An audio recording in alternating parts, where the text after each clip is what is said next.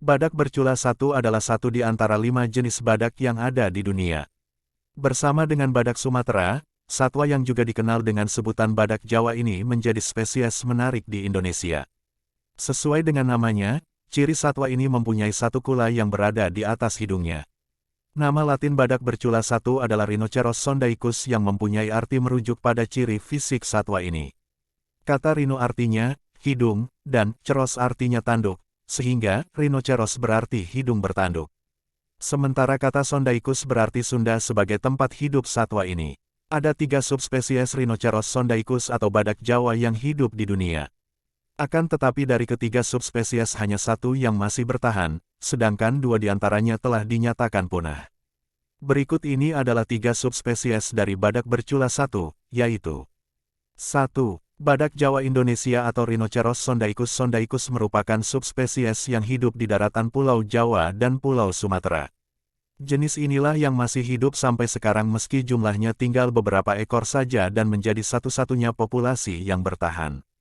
2. Badak Vietnam atau Rhinoceros sondaicus anamithicus biasa juga disebut badak Jawa Vietnam adalah subspesies yang berasal dari pegunungan Annam di Asia Tenggara. Wilayah sebarannya meliputi kawasan Vietnam, Thailand, Malaysia, Kamboja, dan Laos. Jenis inilah yang punah terakhir kali setelah populasinya hanya berjumlah 12 ekor.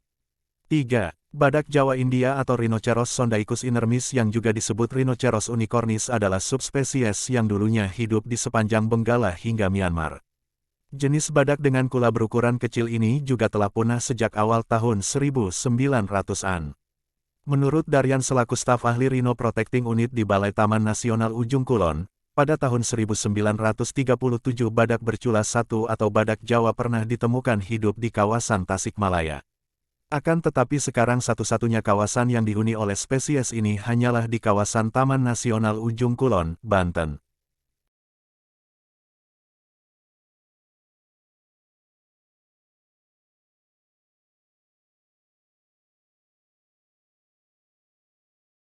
Badak Jawa yang terakhir di Priangan, spesimen seberat 2.280 kg ini bisa kita lihat langsung di dalam etalase kaca tembus pandang di Museum Zoologikum Bogoriense, Bogor, Jawa Barat.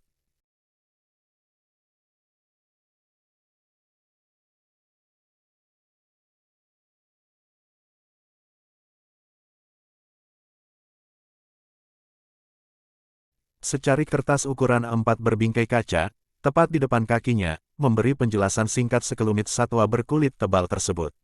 Badak jantan itu, awalnya hidup bersama pasangannya di Karangnunggal Tasikmalaya, Jawa Barat, tahun 1914. Namun, di tahun yang sama, nasib malang menimpa si betina, ia mati ditembak pemburu gelap.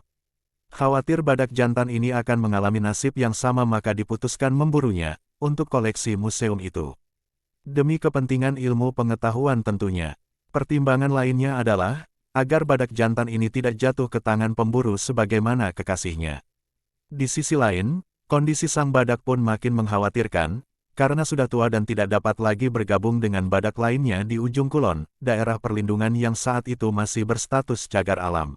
Akhirnya, tanggal 31 Januari tahun 1934, petugas museum yang saat itu dikelola pemerintah Hindia Belanda, menewaskan badak terakhir di Priangan ini dengan sebutir peluru Mauser kaliber 93 di wilayah Sindangkerta, Tasikmalaya, Jawa Barat. Begitu pula dengan hutan di daerah Cipatujah, Tasikmalaya tersebut. Hutan ini telah sirna dari perbendaharaan geografi Tatar Sunda. Sebuah personifikasi, kawas di Sepah Badak Cipatujah, ini menggambarkan keadaan benda yang hancur tak bersisa, hanya tinggal sepah atau ampas. Satwa badak yang menghuni hutan di daerah Cipatujah pun sudah lenyap tak berbekas. Mungkin masih untung, tercatat dalam babasan atau peribahasa yang masih agak terpelihara turun-temurun.